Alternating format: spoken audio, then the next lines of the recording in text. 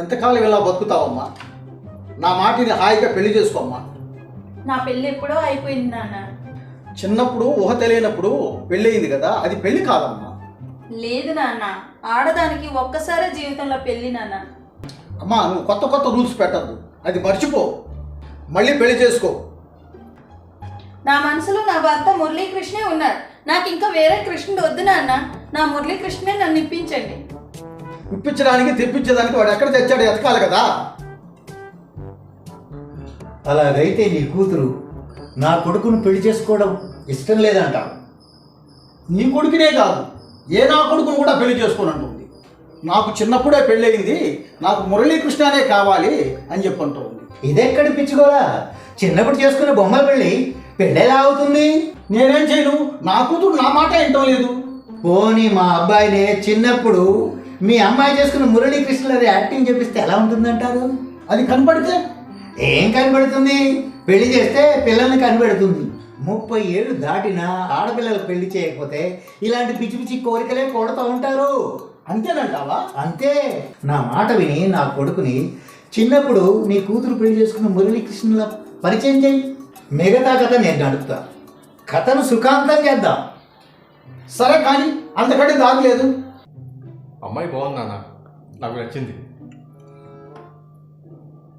అంతా బాగుంది కానీ ఓ చిన్న సమస్య ఉంది.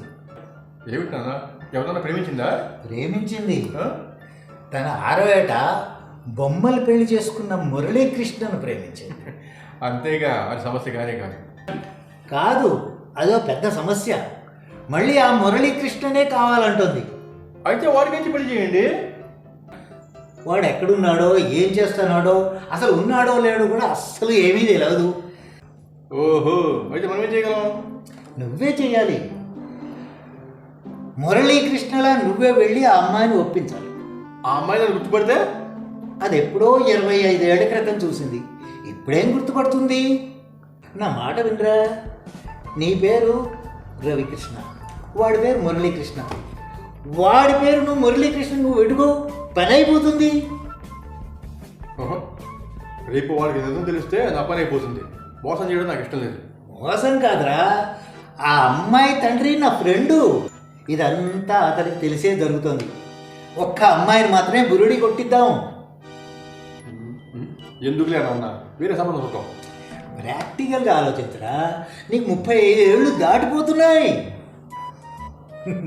అమ్మాయి మంచిది, ఏదో పిచ్చి పిచ్చి ఆలోచనతో జీవితం పాడు చేసుకుంటుంది. అది వాళ్ళ కుటుంబ సమస్య, మనం ఏం చేయగలం? నా మాట విను. మీరిద్దరూ ఒకటైతే మన 2 కుటుంబాలు ఒకటవుతాయి. మనం ఆ అమ్మాయిని మోసం చేసేది ఆ అమ్మాయి మంచి కోసమే కదా.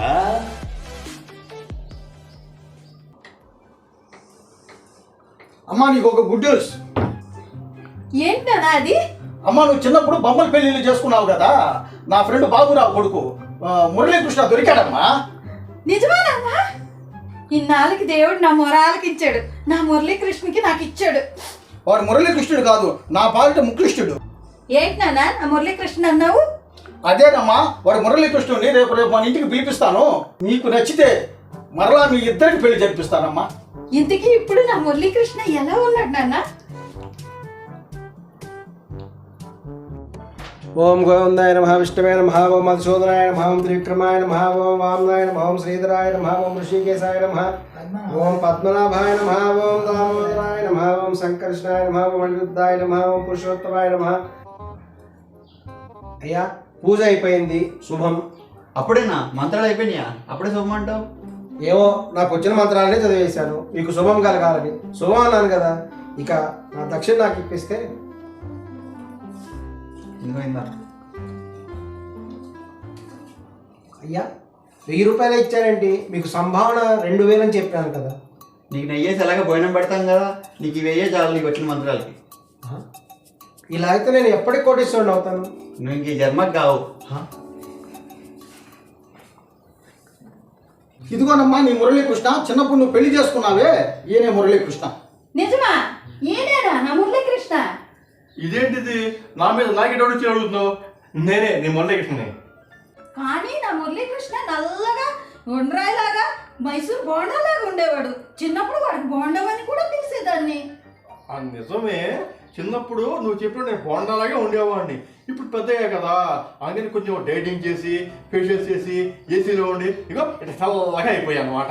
శివాజీ పిక్చర్లో రజనీకాంత్లా. అంతే అలా కూడా మారుతారేంటి? అంతే, వచ్చాం కదా, నువ్వు కనిపిస్తావు కదా. ఇదిగో మారి చూపిస్తున్నాడుగా.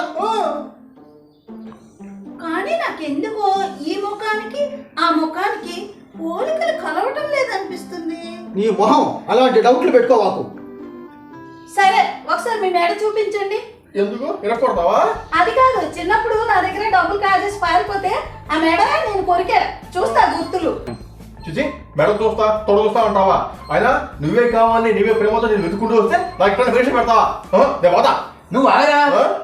అమ్మాయి, నీ చాదస్తం వదిలేసి వీడిని పెళ్లి చేసుకో. 25 సంవత్సరాల క్రితం కమల్ హాసన్ మాదురున్నాడు, వదిలేస్తే మనకు దొరకదు. అయితే నాది ఇంకొక అనుమానం. ఏంటి? చిన్నప్పుడు నా దగ్గర డబ్బు కొట్టేసి పారిపోయావు కదా, అదెంత చెప్పు. అది ఎప్పుడో చిన్నప్పుడు జరిగింది కదా, కొంచెం కష్టం గుర్తు చేసుకోవడం, బాగా గుర్తు చేసుకుని మన పెళ్ళిలో చెప్తారే. సరే అయితే నేను పెళ్లికి ఒప్పుకుంటాను.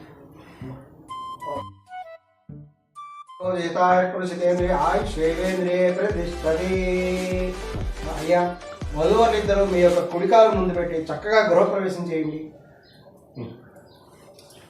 అమ్మాయ్యా, మా అమ్మాయి పెళ్ళి అయిపోయింది. అవును, ఇది అందరికీ సంతోషమే.